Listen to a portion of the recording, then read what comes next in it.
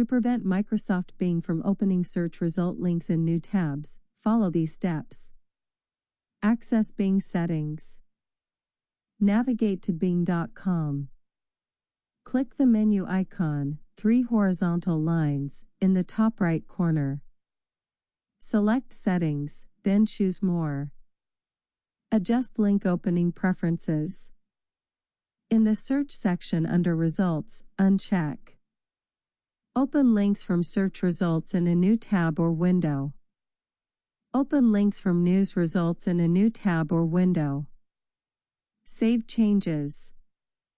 Click the Save button at the bottom of the page to apply your settings. Please note that these settings are stored in cookies. If your browser clears cookies upon exit or through cleaning tools, you may need to reconfigure these preferences.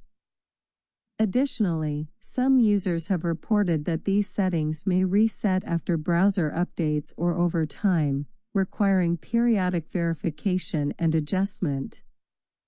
By following these steps, you can control how Bing handles opening links, allowing for a more streamlined browsing experience.